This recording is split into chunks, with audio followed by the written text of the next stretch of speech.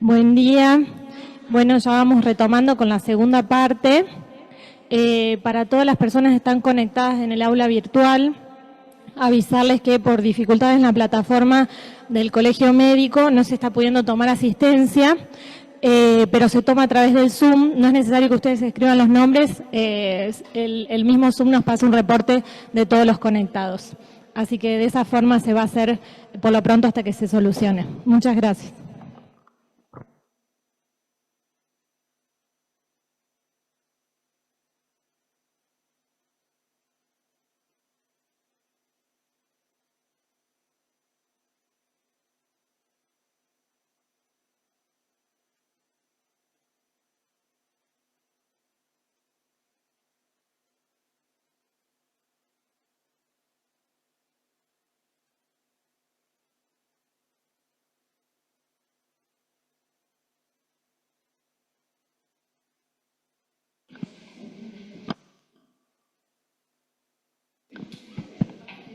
Bueno, buenos días, perdón.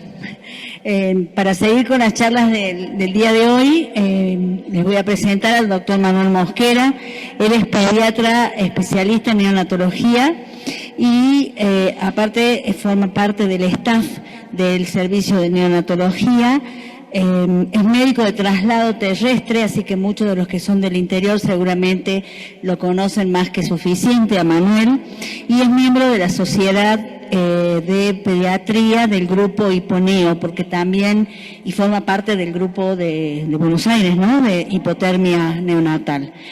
Así que bueno, la verdad que Manu, más allá de ser un excelente profesional, es un excelente compañero. Yo también soy neonatóloga, así que un placer tenerlo de compañero y hoy contar con vos para esta charla. Gracias, Manu.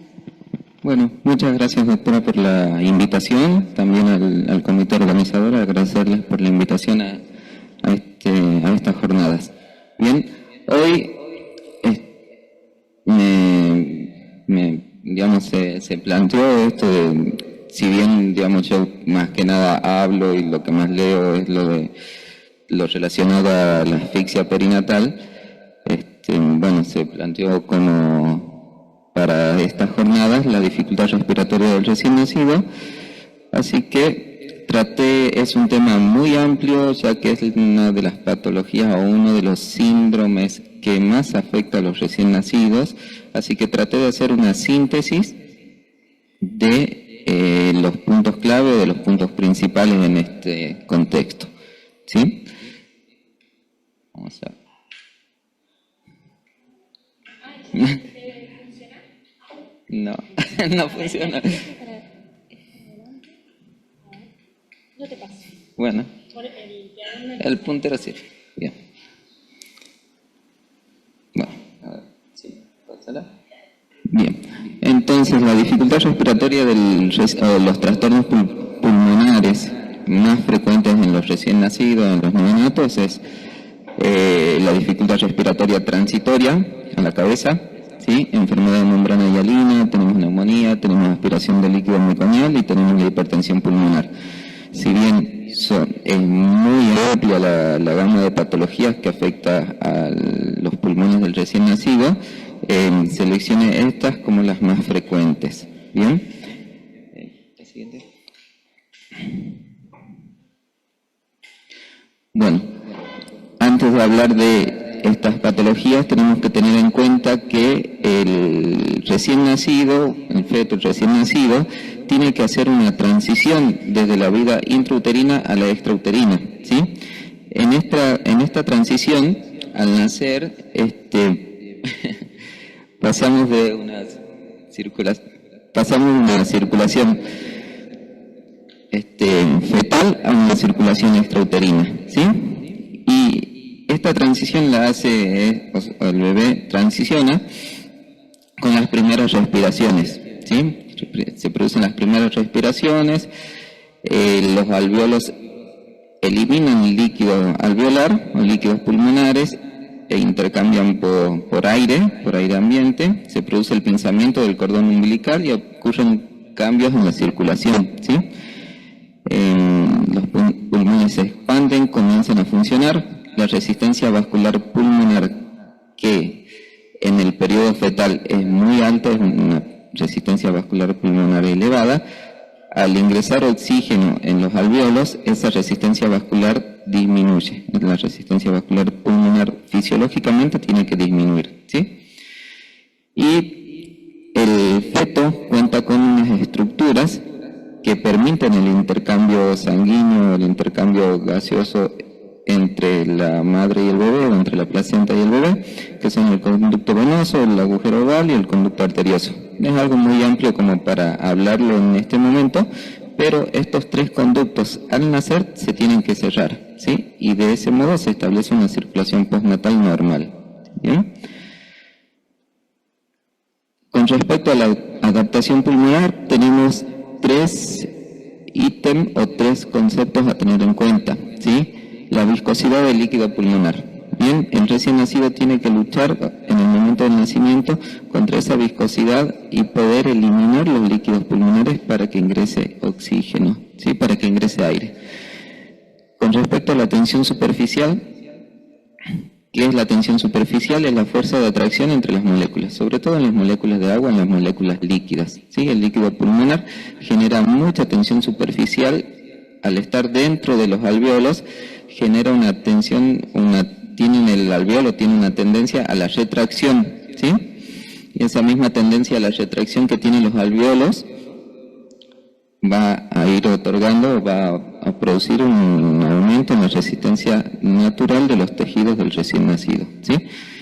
El pulmón del recién nacido siempre tiende a contraerse, ¿sí? Y la caja torácica es más que nada estática y no tiene tanta fuerza para resistir la resistencia a la...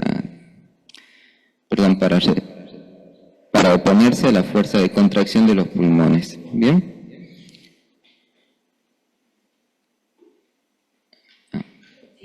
Por favor.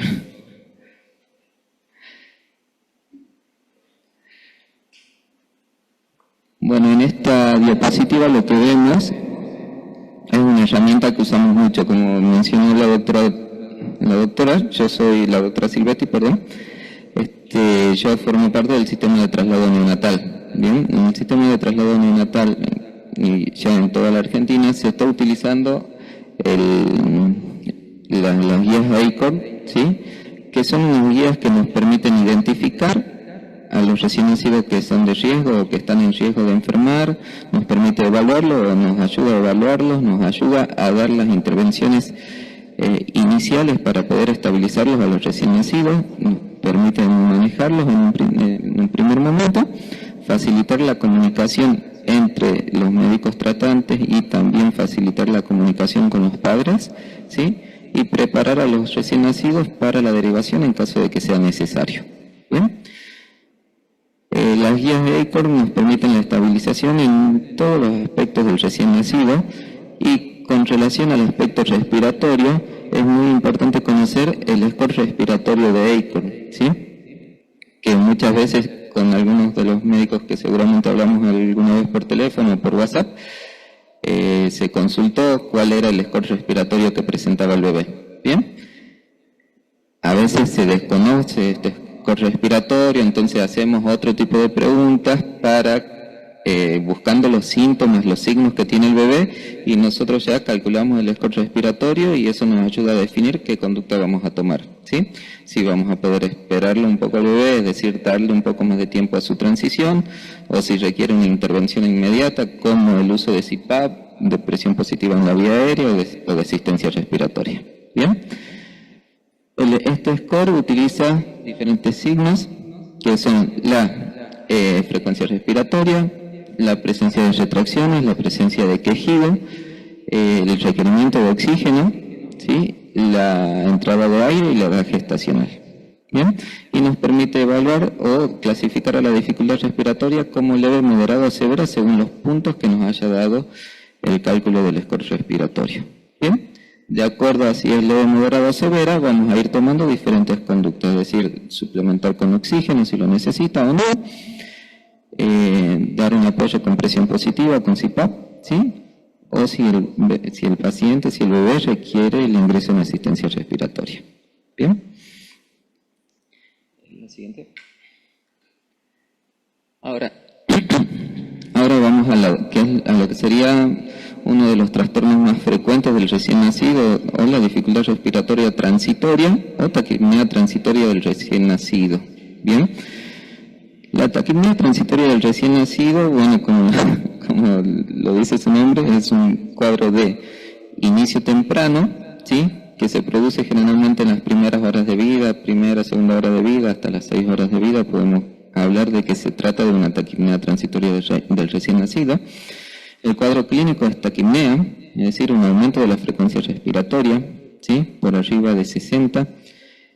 Vamos a tener signos de dificultad respiratoria leve, ¿sí? Podemos tener un quejido intermitente, podemos tener quejido al estímulo, podemos tener retracciones leves o retracción subcostal. ¿Bien? El bebé por lo general está en buen estado, ¿sí?, está bien compensado hemodinámicamente, con buena perfusión, y la saturación de oxígeno habitualmente está dentro de valores normales. Bien, la resolución de este cuadro es espontánea, requiere de observación, requiere de tratamiento, que son unas medidas básicas, ¿sí?, y suele resolverse en un periodo de 24 a 72 horas. ¿Sí? En cuanto a las medidas terapéuticas, lo principal es brindarle un ambiente térmico neutro. ¿Sí? Nosotros, siempre que hablamos del recién nacido, siempre que decimos ambiente térmico neutro, nos referimos a que el bebé tiene que estar confortable con una servocuna o incubadora, según lo que corresponda, ¿sí?, y brindarle un ambiente térmico neutro le permite al bebé no usar energía, ¿sí?, o que la energía de su metabolismo no desviarla a la generación de calor, ¿sí? Cuando el bebé desvía su energía o su metabolismo hacia la generación de calor, está haciendo que disminuya la glucosa, la temperatura igual va a bajar, igual va a estar con hipotermia y puede tener hipotermia leve, ¿sí? Y la hipoglucemia, la hipotermia, aumentan los cuadros de dificultad respiratoria. Bien, aumenta la taquipnea, aumenta el quejido, las retracciones, aumenta la necesidad de oxígeno. Entonces siempre es fundamental, como primera medida, asegurar un ambiente térmico neutro. Bien, evitar las pérdidas de calor, ¿sí? La oxigenoterapia, si es necesario, le vamos a poner un saturómetro, según la edad gestacional, si es un bebé prematuro o si es un bebé de término, vamos a suplementar con oxígeno de acuerdo a su saturación objetivo. ¿Bien? La monitorización, es decir, el control clínico, observarlo frecuentemente, calcular su score respiratorio frecuentemente y, por supuesto, tenerlo monitorizado con un saturómetro. Algunos pacientes que tengan dificultad respiratoria leve o moderada pueden requerir el uso de presión positiva en la continua en la vía aérea, es decir, de CPAP, ¿sí? Y otros pacientes también, de acuerdo a los antecedentes que tenga, van a requerir el uso de antibiótico profiláctico o terapia antibiótica empírica inicial, ¿sí?, que vamos a tomar un hemocultivo si es necesario, es decir, si tiene antecedentes para sospechar de infección. Tomamos hemocultivo, iniciamos con antibiótico, cuando tenemos los resultados de los cultivos y de acuerdo a la evolución clínica y los controles de laboratorio que tenga el paciente, podemos definir si suspendemos los antibióticos o si continuamos. ¿Bien? Ahora sí, acá traía unas imágenes, ¿sí?, de lo que serían cuadros de taquipnea transitoria o dificultad respiratoria transitoria o reabsorción demorada de líquidos pulmonares. Son básicamente sinónimos, son patologías que se comportan de la misma manera. Bien, en esta placa se ve un buen volumen pulmonar y ahí la flecha de la imagen está indicando la presencia del líquido pulmonar, ¿sí?, una cisuritis. Bien, y había otra imagen también vemos un buen volumen pulmonar, no hay infiltrados severos ni moderados, son unos infiltrados leves, periliares. Sí, eso nos habla de que hay muchos líquidos pulmonares. ¿Sí? Siguiente.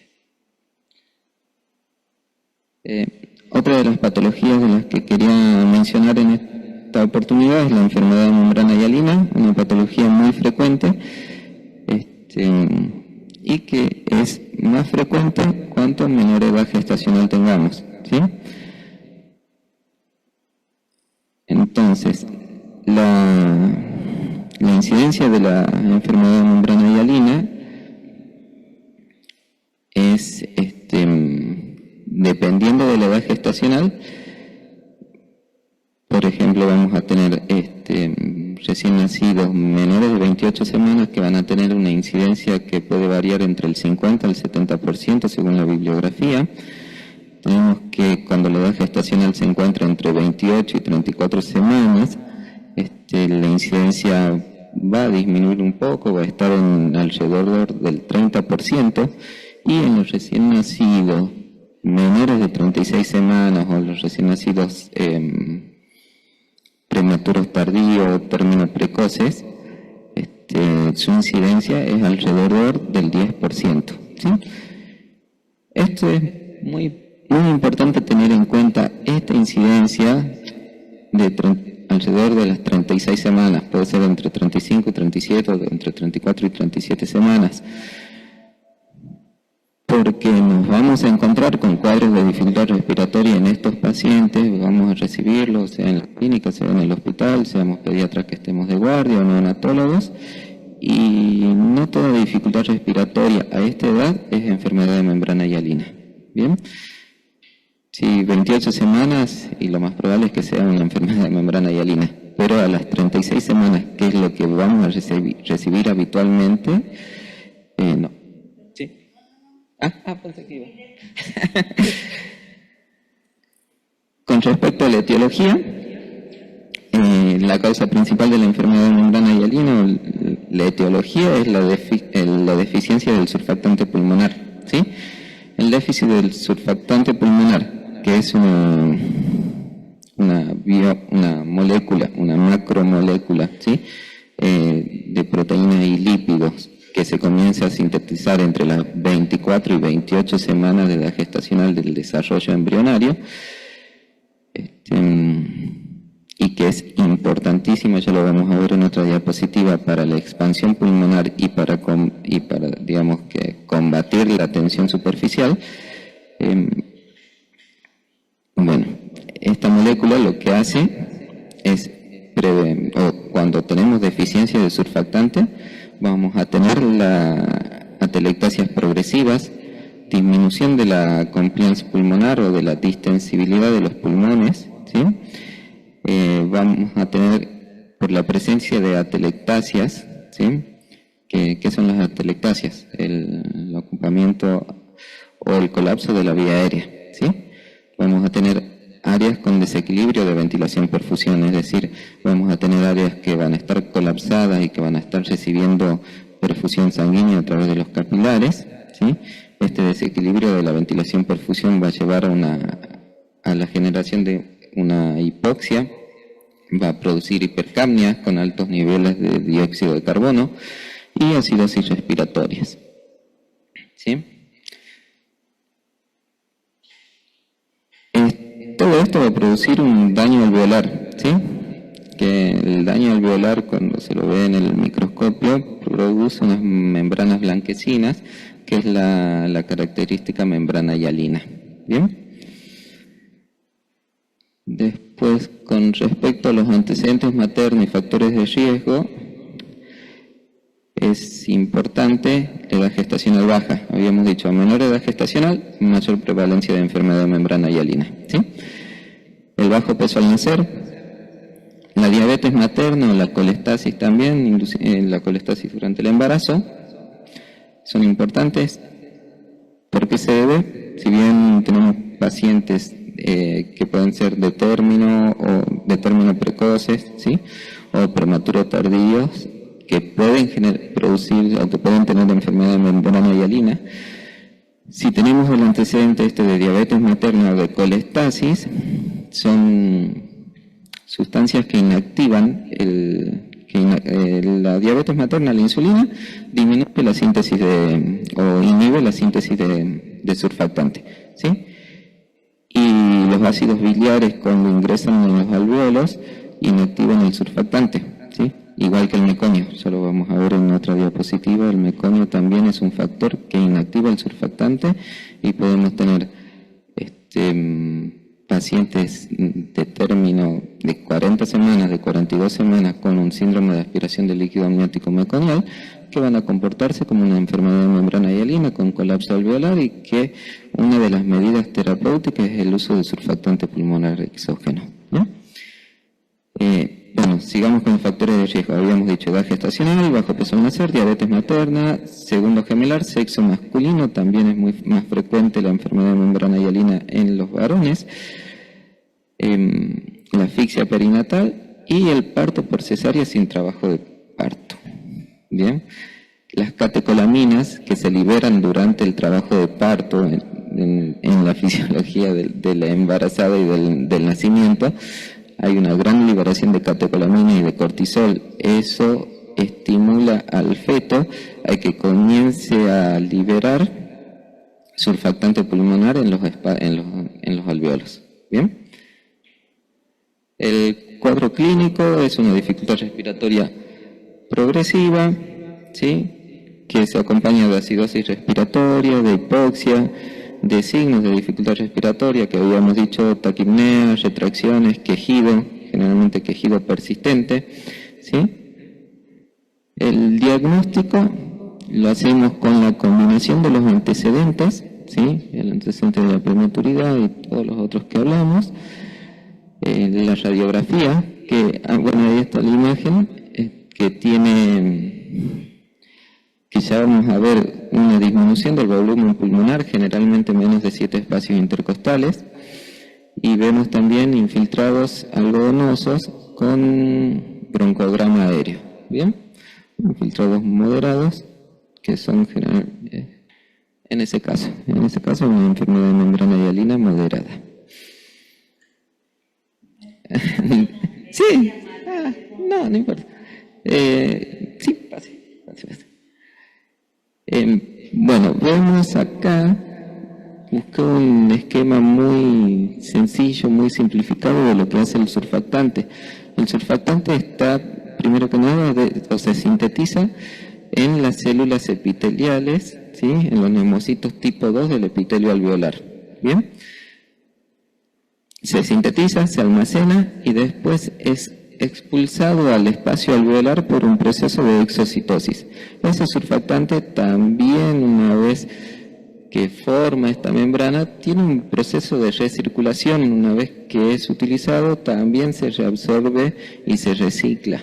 Bien, pero bueno, son procesos moleculares un poco complejos, pero básicamente lo que hace es formar una membrana. Acá en una interfase agua-aire, si no tuviéramos el surfactante, pasaría esto, ¿sí? Cuando tenemos la interfase líquido-aire, sin surfactante, el alveolo tiende a colapsarse, ¿bien?, por la tensión superficial de los líquidos intraalveolares e intrapulmonares.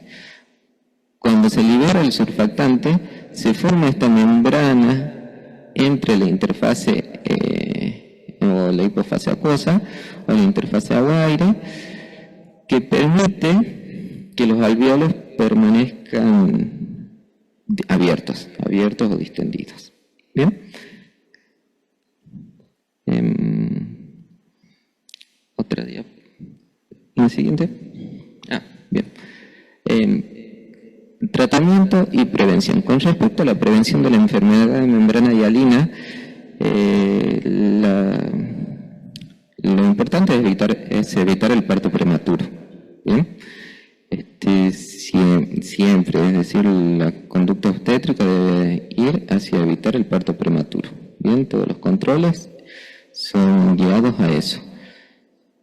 Y otra de las conductas es cuando hay una amenaza de parto prematuro, cuando hay antecedentes de que es una mamá con partos prematuros previos o que por alguna patología materna es muy probable que no llegue al término, la otra conducta es administrar corticoides antenatales, ¿sí?, que se administra betametasona o dexametasona entre las 24 y 34 semanas de edad gestacional.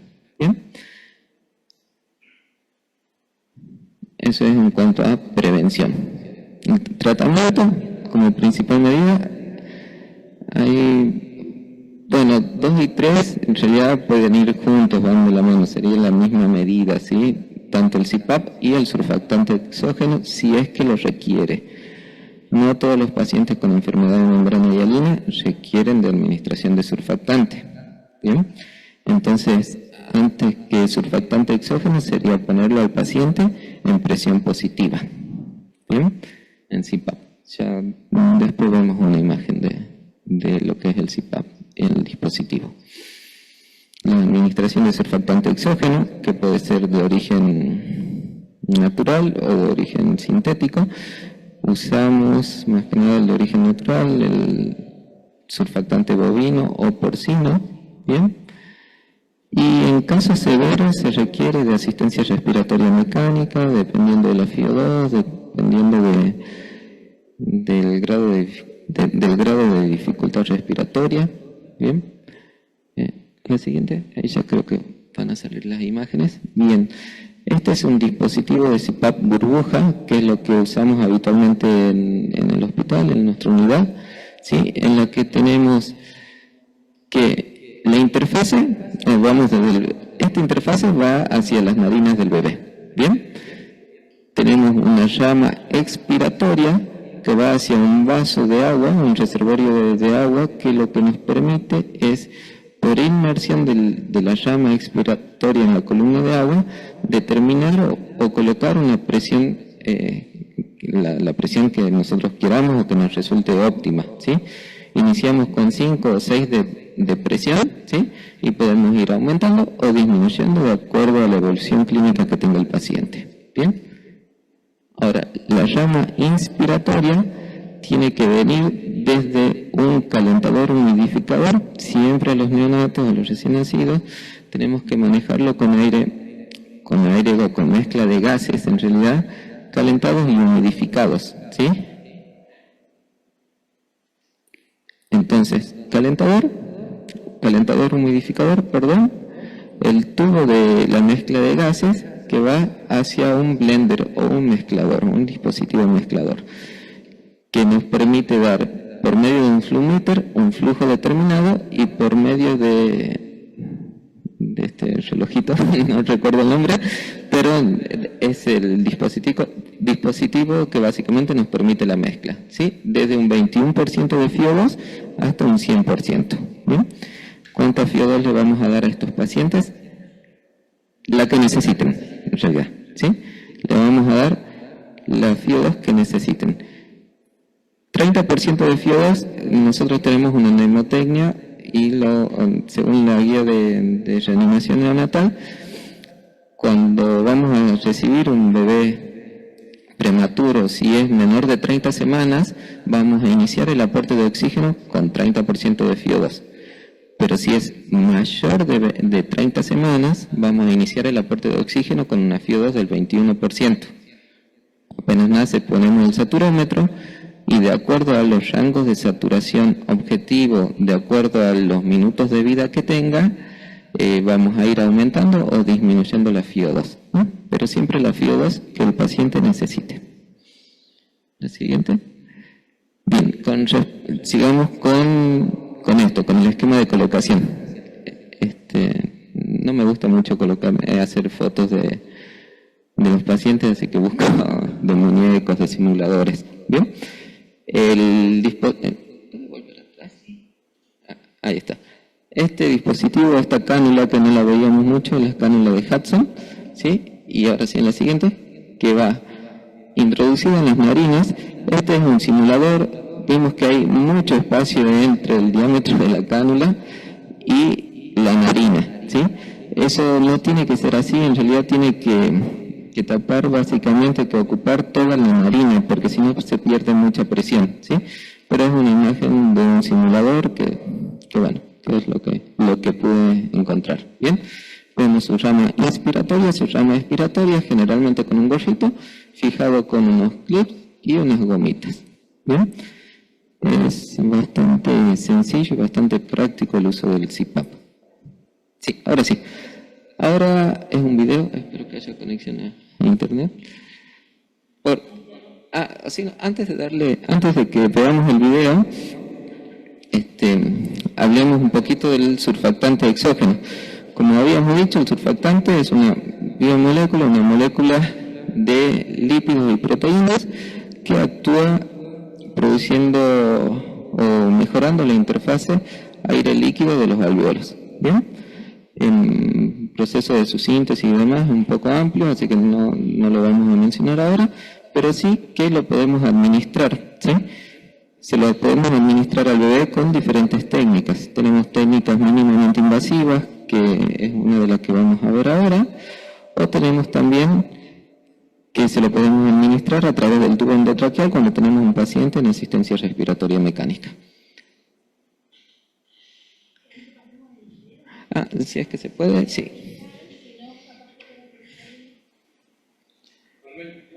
Sí.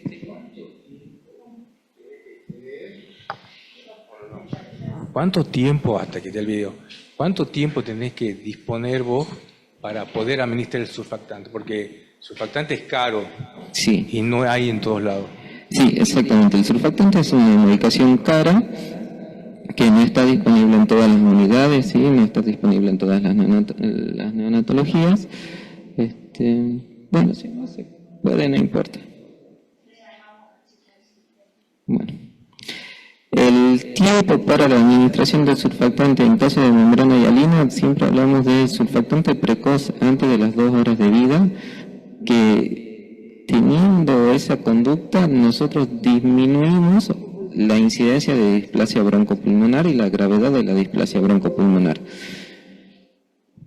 Ahora, para administrar el surfactante tenemos que reunir ciertos criterios, ¿no? Que sea una dificultad respiratoria moderada, que requiera al menos de presión positiva en la vía aérea o de CPAP, que tenga una FiO2 según la edad gestacional, si un bebé prematuro de 30 semanas o menos, con FiO2 de 30% o más a pesar de CPAP, le administramos el surfactante.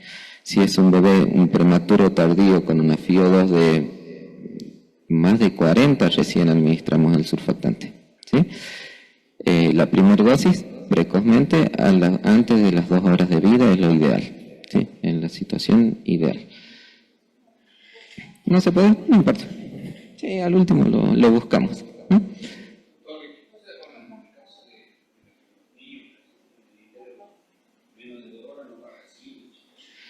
Bueno, los niños en el interior, dependiendo de dónde se encuentren, por ejemplo, hay neonatologías en el hospital de Güemes, en el hospital de Orán y en el hospital de Tartagal, ¿sí? Según su ubicación geográfica se puede realizar un traslado precoz, ¿sí? En realidad no deberían nacer en esos lugares. En realidad en Orán sí pueden nacer prematuros, en Tartagal también, en Güemes también. Y son lugares que cuentan con la posibilidad, que deberían contar con la posibilidad de administrar el surfactante precozmente. Sí.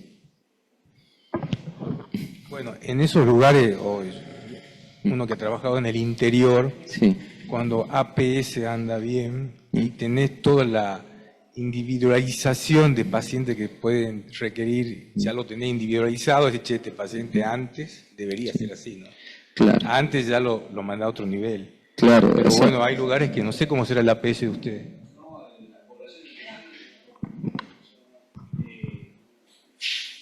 No, la población de metano está cubierta por APS solamente el 30% de la población.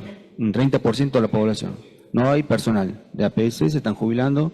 El resto, la mayor parte de las veces, como también está el CONE, un hospital CONE, derivan de todo lo que es este y sur de la provincia y muchas veces, algunas veces sin controles, y nacen chicos con prematurez extrema o moderada, pero también es otra cosa, que también vienen chicos, nacen chicos de madres, por ejemplo, diabéticas, que no controladas, de término los chicos, pero bueno, justamente también hacen este tipo de patologías, aunque sean de términos. Sí, bien, bebés de término que hace una enfermedad de membrana hialina, ya tiene sus pulmones, digamos, todos sus alvéolos desarrollados y después le resta el crecimiento, ¿bien? es poco probable que esos bebés hagan una displasia broncopulmonar. El surfactante precoz es para los bebés prematuros, ¿sí?, que presentan una enfermedad de membrana hialina. ¿Bien? Ahora, los bebés de término que también presentan una patología compatible con la enfermedad de membrana hialina, es poco probable que nos haga una displasia broncopulmonar. ¿Bien? Eso por un lado. Por otro lado, sigamos con el interior. ¿Bien? Ustedes de Metán, lo que escuché. Contamos con el sistema de traslado terrestre neonatal, ¿sí?, que tenemos médicos las 24 horas, los 365 días del año, sábado, domingo, feriado, Navidad, Año Nuevo, trabajamos todo el tiempo, ¿sí? El sistema de traslado neonatal está disponible para consultas, evaluar los pacientes y en caso de ser necesario, cada médico que está de guardia ese día, y de todos modos no se toman las decisiones siempre solos, sino que lo consultamos entre los que integramos el sistema de traslado neonatal y se toma la conducta que consideramos más apropiada, ¿sí? Por supuesto, a Metán, nace un bebé prematuro en Metán, no sé, de 30 semanas o de 34 semanas, 1,8 kg, se tiene que trasladar, ¿sí? ¿Cuándo se tiene que trasladar? Lo antes posible, ¿sí? Ahora, el Metán, por ejemplo, Metán, el hospital del interior que sea, tiene que brindarle el soporte inicial a este paciente hasta que el sistema de traslado neonatal pueda llegar a asistir al bebé. Llega el sistema de traslado neonatal, se lo asiste al bebé, si es necesario, se lo deriva en una ambulancia de alta complejidad, ¿sí? Pero siempre hay que brindarle la asistencia inicial, la estabilización inicial en el lugar. De igual modo, yo quiero agregar algo. Siempre es mejor, como dijo Manuel, si vos identificás una madre de alto riesgo que tiene un parto prematuro, ¿no es cierto?, en el interior, la manera más segura de trasladar ese recién nacido es en el vientre de su madre, ¿sí? O sea, la incubadora más perfecta es la mamá. Así que por ahí no esperar a que el chico nazca, que por ahí las cosas se complican, porque sobre todo no hay recursos, no hay mezcla de oxígeno, y Manuel recién dijo muy bien que de acuerdo si el bebé es de término o es prematuro voy a usar determinada FIO2 y eso tiene que ver con el desarrollo posteriori de la retinopatía. Ya hay estudios que demuestran esto, que maneja mejor con menor FIO2, entonces siempre es mejor hacer una derivación oportuna en la madre.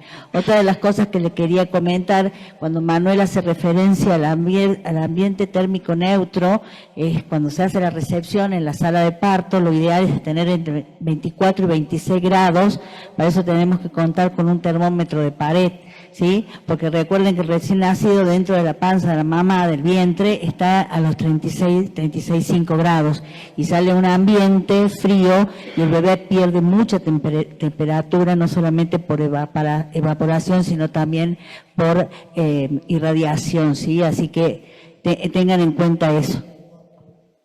Yo quiero hablar algo a favor de Metán, porque a veces nos pasan, incluso a nosotros con los traslados pediátricos, que se ponen nodos de transferencia y yo creo que eso también es una falla nuestra, y que a veces no están lo suficientemente preparados para poderlo hacer. Y tienen ciertas limitaciones como el recurso humano, la capacitación, los insumos y un montón de cosas más. Y es valorable lo que hacen, porque la verdad, con lo poco que tienen, hacen mucho, y muchas veces nosotros, hasta que hemos llegado a traer pacientes, ya estuvo el anestesista de adulto, que se fue, lo intubó al chico, o sea que evitó perder tiempo, pero a veces, viste, con recursos humanos que son extra lo que hace la pediatría, o no sea, neo.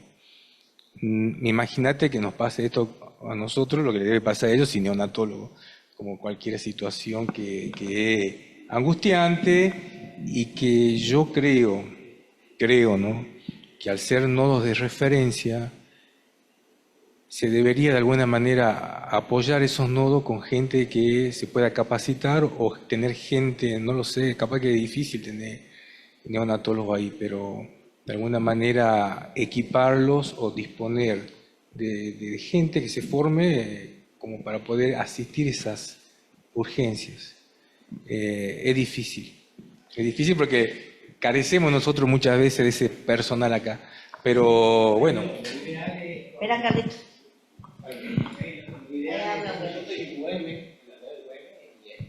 Lo ideal es que nosotros tenemos, o sea, Orán, Tartagal, que tenemos Neo, menos de 34 semanas nos recibimos nosotros, y eso que tenemos nosotros, digamos, podemos poner CPAP en respirador por un tiempo hasta que lo van a buscar.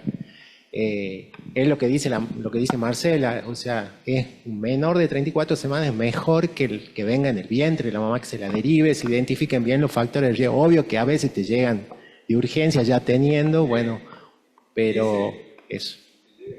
O sea que el lugar donde no tenés Neo es...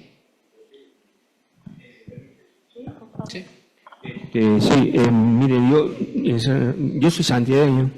En el 2013 he venido a vivir acá en Metán, en 2014 y en 2015 ya estaba en el hospital.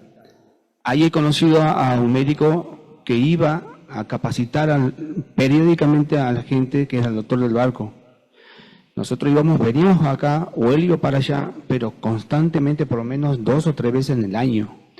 Desde que ese se ha jubilado no tenemos más esas capacitaciones, no tenemos tampoco cursos ni clases que nos daban.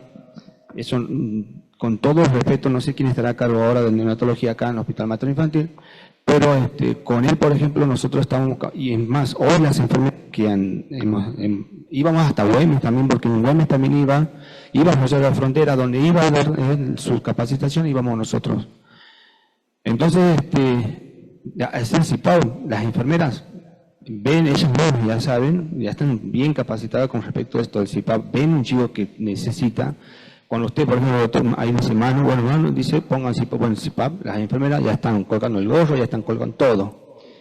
Hasta cuántos centímetros se tiene que poner el centímetro de agua y todas esas cosas.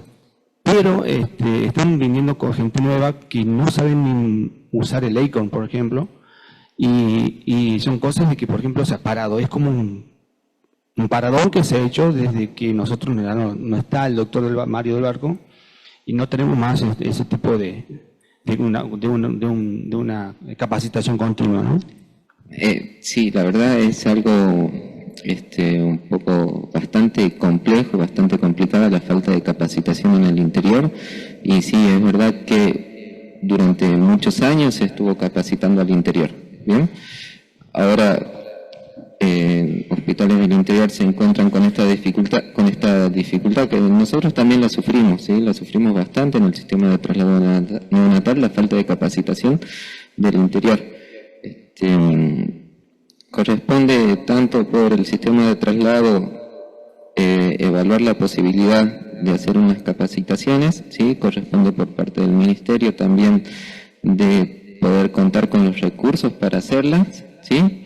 Y por parte de los hospitales, solicitarla formalmente, ¿sí? Hospital de Metán, por ejemplo, puede solicitar formalmente al Ministerio una capacitación en ACOR, ¿bien? O a maternidad e infancia. Hay un grupo de ACOR que va con maternidad e infancia a capacitar a distintas localidades. Como dice el doctor Mosquera, usted, doctor, puede solicitarlo a maternidad e infancia. Ahí está, yo le voy a dar el contacto de la doctora Toledo, para que se comunique con ella, porque sí, lamentablemente el servicio de Neo ya no sale a hacer docencia, pero sí hay un grupo que lo maneja ahora, maternidad e infancia, y que va a hacer la capacitación. De igual modo, yo les diría que le dejemos a Manuel a ver si puede terminar la charla. Te quedan 5 minutos, lamentablemente, elegí qué es lo que mejor. No, doctora, por favor. Bueno, pasemos rápido. Síndrome de aspiración de líquido meconial, que sería la siguiente diapositiva. Sí. Bueno, sigamos. Ya habíamos finalizado con la enfermedad de membrana hialina. Bueno, no pudimos ver el video, pero, hialina puede ser por técnica mínimamente invasiva o puede ser por tubo endotraqueal, ¿sí? En Rosario de la Frontera alguna vez fui, creo 2 o 3 veces, hicimos un mes en Rosario de la Frontera, ¿bien? Aspiración de líquido amniótico meconial. Si bien el líquido amniótico meconial tiene una incidencia, digamos, la presencia de líquido.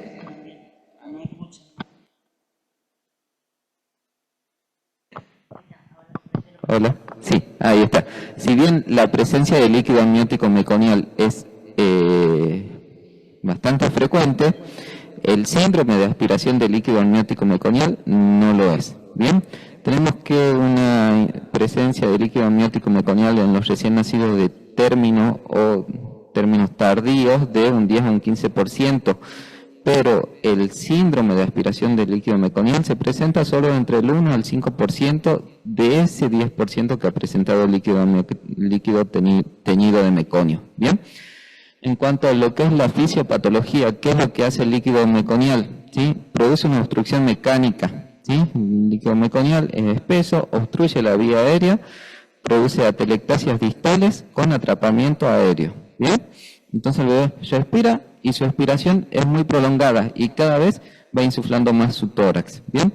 Produce también una neumonitis química. El meconio tiene ácidos biliares y un montón de sustancias que, además de producir daño en el epitelio endotelial, también en el endotelio alveolar, también produce inflamación aguda y también produce inactivación del surfactante. Bien, con esa inactivación del surfactante tenemos aún más atelectasia, ¿sí? Más atelectasia, más atrapamiento aéreo, más alteración de la ventilación perfusión. Entonces, lo que va a producir eso es hipoxia, ¿sí? Hipercapnia, acidosis respiratoria, ¿sí? Se produce también una vasoconstricción pulmonar reactiva, ¿sí? Es decir, aumenta la resistencia vascular pulmonar, ¿sí? Y aumento de la resistencia en las vías aéreas. En cuanto a la clínica, tenemos que son bebés que nacen todos teñidos de meconio, son generalmente bebés post-término de más de 40 semanas de edad gestacional. También la pueden presentar los bebés de término, ¿sí? Los términos tempranos, bebés de 36 semanas, pueden presentar el líquido amniótico meconial, ¿sí? Sobre todo las 36 semanas. Entonces vemos que las 36 semanas es como una edad crítica, presenta todos los aspectos o la mayor variedad de patologías pulmonares del recién nacido. Hialina, taquipnea transitoria, meconio, hipertensión pulmonar también, ¿sí? Bueno, entonces los signos clínicos vamos a tener taquipnea, quejido expiratorio, ¿sí? Retracciones, aleteo nasal, cianosis, un tórax que generalmente puede estar hiperinsuflado, ¿sí? A la auscultación vamos a escuchar roncus, estertores, sibilancias, escuchamos de todo, ¿sí? Ahora el meconio se libera durante el trabajo de parto o durante el embarazo por una hipoxia fetal, ¿sí? Eso es importante. La hipoxia fetal produce relajación de esfínteres, liberación de meconio. Ahora tenemos que esa hipoxia fetal nos puede producir un Apgar bajo al nacer o puede estar asociada o no a la asfixia perinatal, la presencia de meconio. Asfixia perinatal, otro tema aparte, siempre está todo relacionado, pero bueno, ahora no lo vamos a hablar. Bien, eso es en cuanto a la síntesis del líquido amniótico meconial, el síndrome de aspiración del líquido amniótico meconial. En la siguiente diapositiva vamos a ver el tratamiento, ¿sí? Bueno, con respecto al tratamiento, vamos a tomar medidas tanto en sala de parto como en la sala de internación o en la terapia, ¿sí? En la sala de parto siempre vamos a liberar la vía aérea. ¿Cómo liberamos la vía aérea? Como dice el manual de reanimación, ¿sí? Es decir, secamos, ponemos el bebé en posición supina, secamos, liberamos y podemos hacer una aspiración gentil de fauces y de nariz.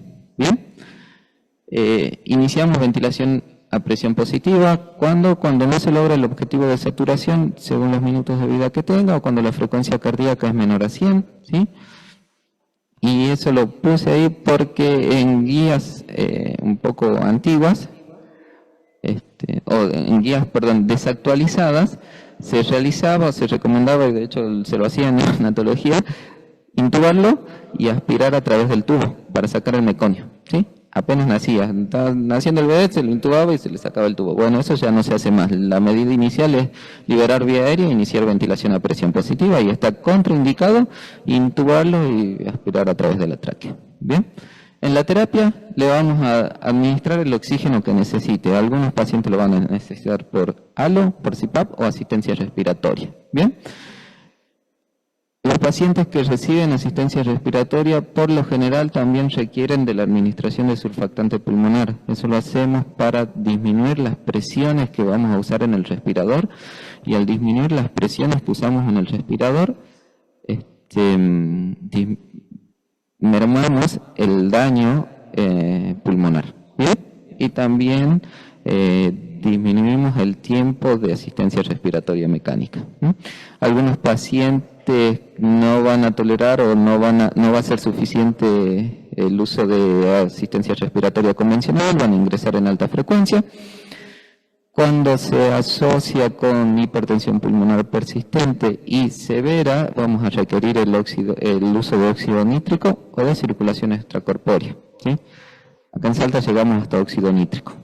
ECMO ya no llegamos, ¿sí? No podemos hacerlo. Y cuidado de soporte se refiere a mantener una hemodinamia adecuada, es decir, usar inotrópico si lo necesita o no, ¿sí? Y el ambiente térmico neutro, ¿sí? Y ahora una de las últimas diapositivas, creo, esa. Sí, hipertensión pulmonar, ya como para ir terminando, en cuanto a la fisiopatología, lo más importante es que se produce el mantenimiento luego del nacer. Habíamos dicho en las primeras diapositivas que cuando el bebé respira bajan las presiones pulmonares. En este caso de la hipertensión pulmonar persistente del recién nacido, se mantiene elevada la resistencia vascular, se mantienen elevadas las resistencias pulmonares. Y en cuanto a la clasificación, tenemos hipertensión pulmonar primaria, en la que no tenemos una causa aparente, y la hipertensión pulmonar secundaria, en la que sí tenemos causas, y ahí van a salir, que son, por ejemplo, la hipoxia perinatal, ¿sí? El SALAM, sepsis, neumonía, enfermedad de membrana hialina, también puede producir hipertensión pulmonar persistente, hernia diafragmática o hipoplasia pulmonar. ¿Qué más? El cuadro clínico, por lo general, son recién nacidos de término, pero también se producen recién nacidos prematuros, en pacientes displásicos, en pacientes crónicamente ventilados, ¿sí? Cianosis, dificultad respiratoria, la habilidad para mantener la oxigenación. Es muy característico que estos pacientes estén tranquilos, saturan 99%. Hay un ruido, viene el chico de rollo, le hace una placa, cae la saturación a 80%, ¿sí? Es muy característico. El diagnóstico, tenemos radiografías de tórax con hipoflujo pulmonar, es decir, buen volumen pulmonar, pero se ve la placa negra, ¿sí? Básicamente. La saturación pre y postductal nos ayuda a evaluar la gravedad, pero sobre todo lo que más nos ayuda a evaluar la gravedad es el índice de oxigenación. El índice de oxigenación o de saturación se calcula fácilmente, se basamos en la terapia, y nos ayuda a definir si el paciente requiere óxido nítrico o no, básicamente, o también nos ayuda a definir si el paciente está en convencional, si lo vamos a poner en alta frecuencia. ¿Bien? Se calcula, se hace la MAP, que es la presión de la vía aérea, presión media en la vía aérea, por la FiO2, dividido la presión arterial de oxígeno o la saturación de oxígeno, si queremos saber el índice de saturación. ¿Bien? Y con respecto al ecocardiograma, bueno, en la diapositiva anterior, pero no importa lo que iba a decir de la ecocardiografía, el cardiólogo al lado del neonatólogo nos ayuda a tomar conductas, ¿sí? A definir el grado de hipertensión pulmonar, si es leve, moderada o severa, y también es muy importante que se le haga un ecocardio estructural, ¿sí? Y que descartemos malformaciones cardiovasculares. ¿Bien? Con respecto al tratamiento, medidas generales, es decir, un ambiente térmico neutro, un ambiente tranquilo, disminuir al mínimo los estímulos. El manejo hemodinámico, son pacientes que suelen tener la hipertensión pulmonar severa, suelen asociarse a shock refractario, ¿sí? A requerir adrenalina, noradrenalina, vasopresina, corticoides, ¿sí? Oxigenoterapia según lo que vaya requiriendo, los vasodilatadores pulmonares como la milginona endovenosa, sildenafil y el óxido nítrico inhalado. ¿Bien? ECMO, que no llegamos. Y eso sería todo. Bien.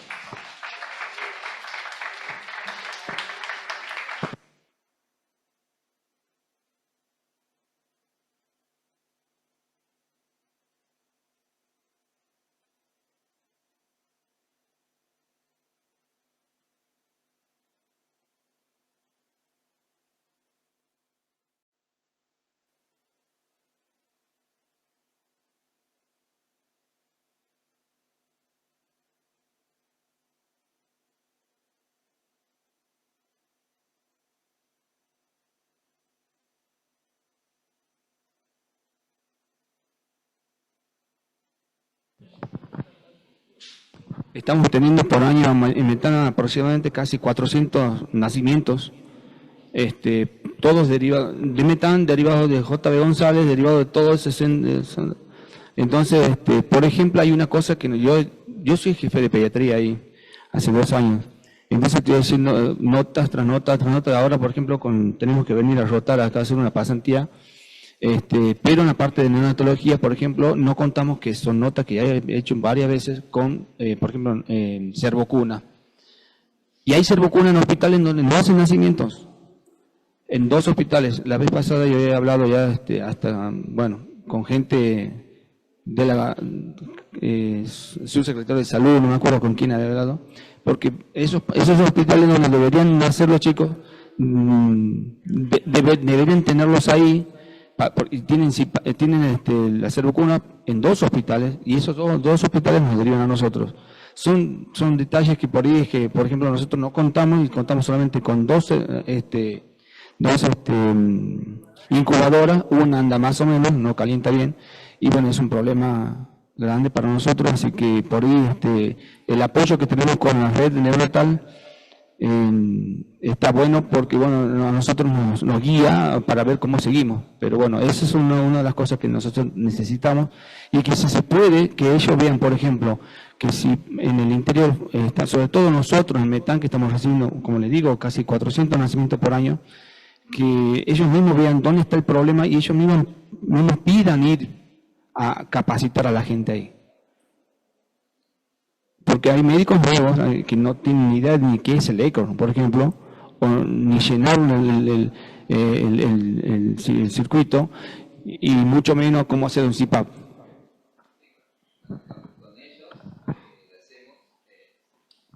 Perdón, durante la asistencia de estos pacientes muchas veces lo que hacemos es, bueno, lo mandamos el mensaje en la red y personalmente los llamamos por teléfono y los vamos guiando en cada paso de la asistencia hasta que se activa el traslado, hasta que se sale.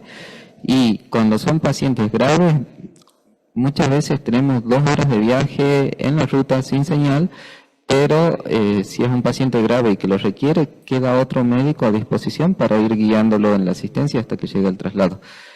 Pero bueno, como te digo, sí, hay una falencia en la capacitación actualmente, y las personas que están en el lugar, por ahí, digamos, los que recibieron esa capacitación, hasta que se logra una nueva capacitación podrían guiarlos, ¿sí? La última, por favor. El tema doctora, a usted le quería preguntar que la mejor incubadora para transporte es el vientre de la madre. En el hospital los ginecólogos reciben todo y operan todo. O sea, nosotros le decimos, como en parte pediátrica, le decimos no lo vamos a recibir, traten si está encima, sobre todo programada, derívenla. ¿A partir de qué semana podemos decir no podemos, no hagan el parto acá, no hagan a la cesárea acá, por ejemplo?